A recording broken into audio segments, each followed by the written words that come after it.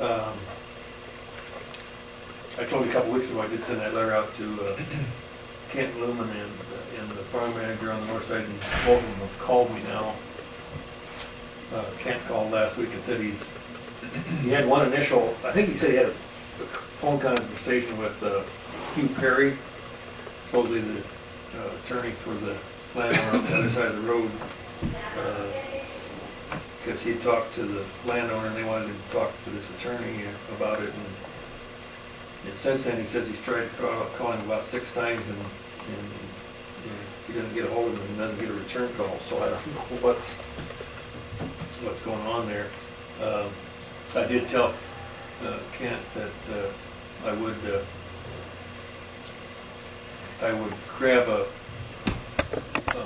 easement and a transfer agreement that we did in Calhoun County back in, I think it was 1996. And I will maybe look at that and change it for this situation, and maybe forward that on to him to get to Hugh Perry, see if that helps speed the thing up. I mean, if we can't seem to get them off a dead center, maybe what we'll just do is go ahead and schedule a hearing and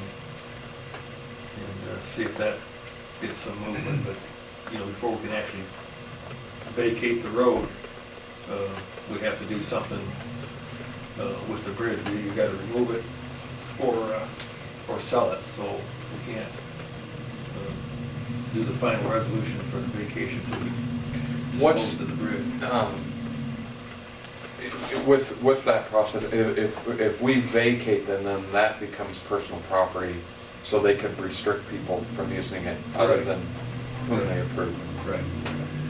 But since the bridge sits on both properties, we've always, or I guess in the past, we've always tried to make sure that there's an easement from the adjoining property owner, before we sold it to him. I mean, to sell it to him and then make him have to deal with it. I mean, I guess we tried to get it all done at the same time. Well, as a property owner, I'm sure they're concerned about their liability, and yeah. That's, I'm sure, what they're trying to sort through. So, anyway, I'll get that to him, and we'll see where it goes from there. I know he'd sure like to, be able to use that bridge to get down the road to that hog facility where he works. So, I guess with that, so then would he have to gate it then, or how would they? I would strongly encourage him to gate it, and maybe even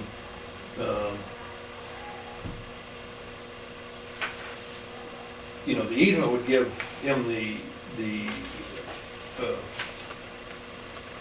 right to approach and get onto the bridge. And so the road bed beyond, say, the last 150 foot could be removed, and that depends a little bit what the landowner on the north side wants. If he wants that part of the road bed removed, then he can typically have that done.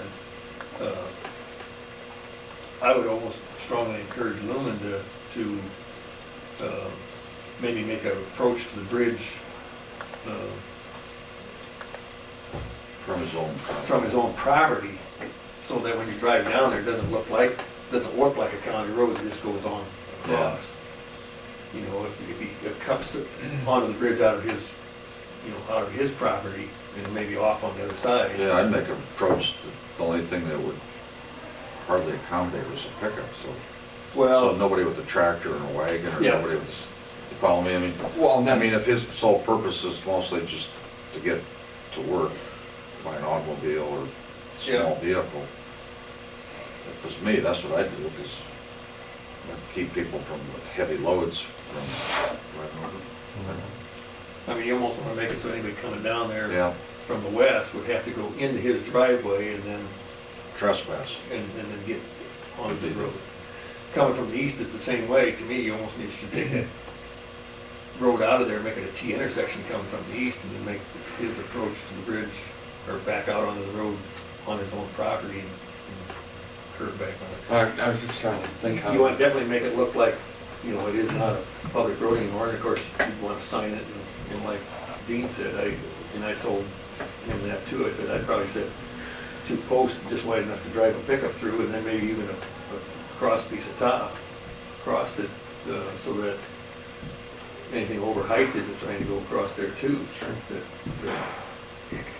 But, yeah, it would be his property, it'd be his liability, so, you know, he would need to do whatever he needed to do to, whether that was gated and put a padlock on it. But then that just becomes pretty unhandy too. You know, if you're wanting to use that every day, you'd have to get out and unlock it and get out again and lock again.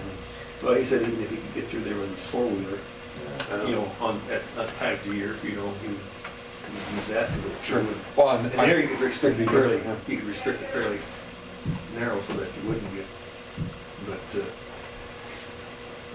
hopefully with this thing being closed several years, we wouldn't get a lot of people driving down there that didn't realize it was already not a passing of home. Make a motion to adjourn. I'll second the motion. All in favor, say aye. Aye. We are adjourned. Thanks, Ron. Where you headed on that?